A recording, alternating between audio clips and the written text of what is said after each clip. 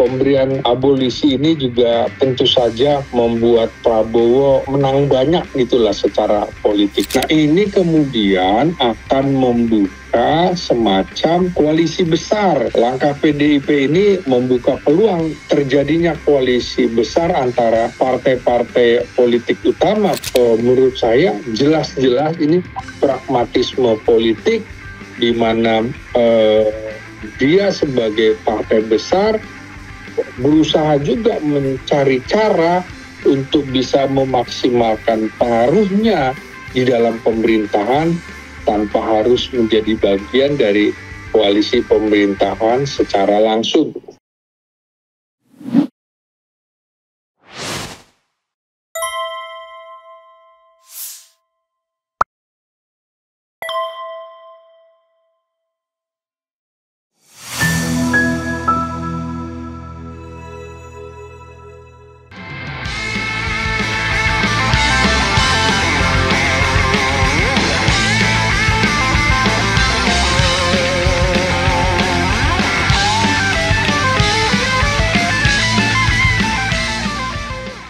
Di tengah gempuran bagaimana Indonesia terancam bangkrut pada 2030 karena utang-utang yang dilakukan oleh Presiden Jokowi menimbulkan ketidakpercayaan karena Prabowo dianggap masih menjadi bayang-bayang Jokowi, maka dengan keputusan ini justru akan menarik investor untuk meningkatkan kepercayaan internasional kepada pemerintahan Prabowo Subianto. Jadi ini sinyal juga kepada pasar global bahwa Indonesia ramah dan terhadap kaum aktivis, para reformis, dan juga investor sehingga bisa meningkatkan kepercayaan internasional kepada Presiden Prabowo. Sekaligus juga sebenarnya mengukuhkan kekuasaan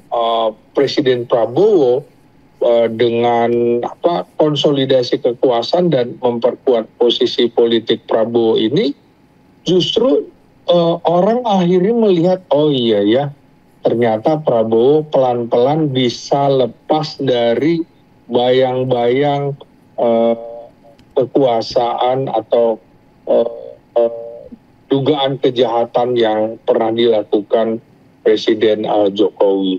Dan ini tentu saja mendorong rekonsiliasi nasional.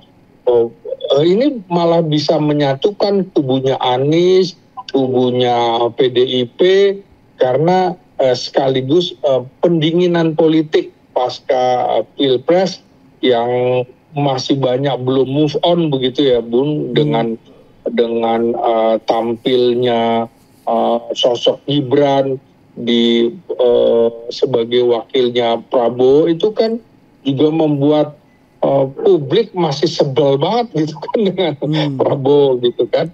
Nah ini juga sekaligus Prabowo mengirimkan pesan kepada publik bahwa dia berani membela orang yang punya karakter, punya integritas yang tinggi dan benar dalam mempertahankan prinsip keadilan seperti dalam kasus Tom Lembong. Jadi dia tahu bahwa Tom Lembong yang dulu dekat dengan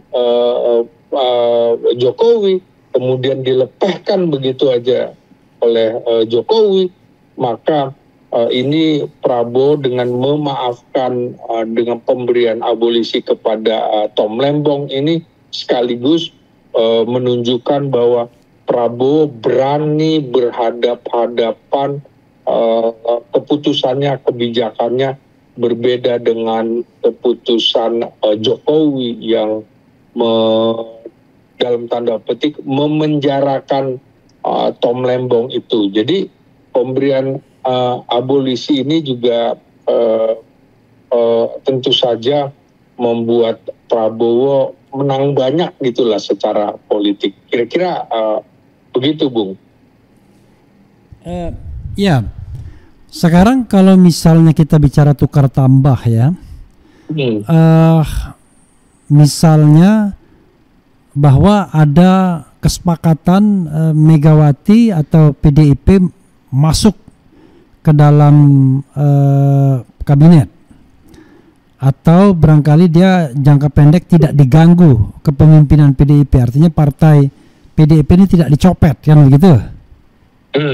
Karena kalau dicopet tiba-tiba Kumhamnya menyetujui yang baru yang nyopet, kan malah partai ini menjadi ribut. Dan ini kan smooth semua, Hasto bebas, kemudian Kongres PDIP kemudian smooth, ya kan?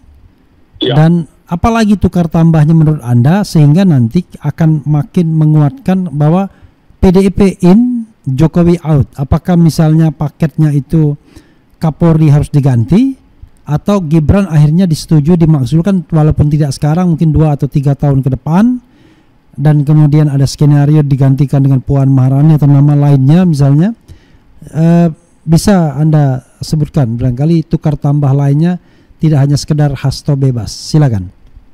Oke, jadi amnesti untuk Hasto Kristianto yang bisa dibilang orang kesayangannya Megawati, karena dalam Kongres 2025 ini juga posisinya belum digantikan oleh yang lain, ya kan? Istimewa betul posisi Hasto, dan jarang seseorang mendapatkan kepercayaan sekjen 2 periode. Dia bahkan sebelum pertama kali itu juga menjadi PJ dulu, PJ sekjen. Jadi nyaris Hasto ini sekitar 11 tahunan atau hampir 12 tahun menjadi sekjen berikut dengan PJ-nya itu. Nah, tentu saja ini dapat dianggap sebagai upaya Presiden Prabowo Subianto membangun hubungan baik dengan PDIP, partai yang mempunyai sejarah panjang di Republik ini sejak dihitung dari 1927 begitu ya. Nah, ini partai yang dipimpin Megawati ini juga tentu saja akan melihat bahwa ini sebuah tawaran. Keputusan itu adalah sebuah tawaran untuk memperkuat koalisi pemerintahan dan meningkatkan stabilitas politik. Buktinya setelah ada keputusan Presiden Prabowo terhadap Hasto Kristianto dengan pemberian amnesti, maka Megawati mendorong atau menganjurkan atau menyuruh partainya untuk mendukung pemerintahan Prabowo Subianto. Tapi tentu saja dalam konteks ini penting untuk memahami bahwa keputusan ini telah melalui proses konsultasi terlebih dahulu dengan DPR yang kebetulan dipimpin oleh Puan Maharani dan juga mengacu kepada Undang-Undang Dasar 45 serta Undang-Undang Darurat Nomor 11 Tahun 54. Nah, di sini kalau kita lihat PDIP sebagai partai pemenang pemilu 2024 memilih menjadi penyeimbang, bukan oposisi bagi pemerintahan Prabowo. Tentu saja kalau kita melihat dari konteks konstelasi politik di Indonesia, PDIP tentu saja tidak bersedia menjadi oposisi yang seperti diharapkan pihak-pihak lain. Ini kan menjadi partai abu-abu. Dengan tidak menjadi oposisi, maka stabilitas politik diharapkan dapat terjaga karena PDIP sebagai partai pemenang pemilu memilih untuk bekerja sama dengan pemerintahan, bukan menentangnya. Nah, ini kemudian akan membuka semacam koalisi besar. Langkah PDIP ini membuka peluang terjadinya koalisi besar antara partai-partai politik utama. Partai politik utama itu kan bisa dibilang 3 besar, PDIP, Golkar, dan Gerindra. Sehingga ini akan meningkatkan efektivitas pemerintahan, dan juga kalau kita lihat dengan kepastian Jokowi pada akhir Juli lalu hadir dan mendukung PSI bisa dibilang bahwa form Jokowi di PSI, sehingga di situ malah lebih enak akan bagi Prabowo dalam membentuk koalisi besar antara partai-partai politik utama, dan di situ otomatis PSI yang dinakodai keluarga Jokowi itu tidak masuk di situ. Jadi secara implisit mengatakan, Prabowo ingin mengatakan, lo partai yang tidak masuk di parlemen, minggir lo bukan bagian dari koalisi besar partai-partai politik utama, menengah atau kecil, lo itu partai gurem, kira-kira lo harus tahu diri, nggak layak juga bagi gua kira-kira duduk berhadap-hadapan berbicara tentang kehidupan partai politik ke depan. Nah, ini juga tentu saja pengawasan dan keseimbangan yang dilakukan oleh PDIP terhadap pemerintahan Prabowo Subianto, sekaligus memastikan kebijakan yang akan dihasilkan oleh pemerintahan Prabowo tetap dikawal oleh PDIP, harus merujuk pada kepentingan rakyat dan juga persatuan nasional lebih besar.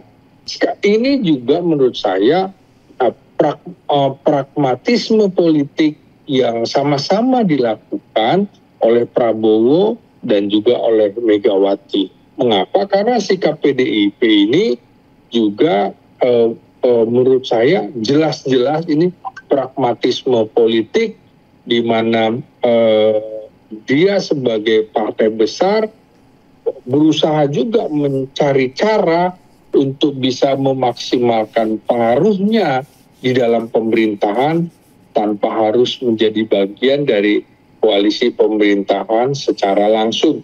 Sehingga kader-kadernya di daerah juga akan, terutama di DPRD provinsi maupun DPRD kabupaten dan kota, otomatis sakmina watona apa yang digariskan oleh Megawati. Nah, tentu saja ini juga akan ada dinamika koalisi, dan hubungan antar partai tetap dapat berubah tergantung pada kebijakan dan kepentingan masing-masing partai setelah PDIP itu selesai berkongres. Jadi kita akan menunggu nih, apakah kemudian nantinya PDIP betul-betul akan mendukung keputusan pemerintahan Prabowo Subianto, termasuk ini kan sudah ada kepastian, Hasto sudah nasibnya sudah jelas gitu. Nah, sehingga dalam jangka panjang peran PDIP itu menjadi sangat signifikan, terutama di parlemen, apabila memang usulan tentang pemakzulan Gibran yang Anda tanyakan kepada saya itu berlanjut. Nah, disinilah kira-kira Prabowo juga bisa meminta kembali, gue udah kasih ke lo kasih juga ke gue, kan kira-kira begitu. Take and give dalam politiknya harus juga muncul supaya pemerintahan ini stabil dan efektif, begitu Bu.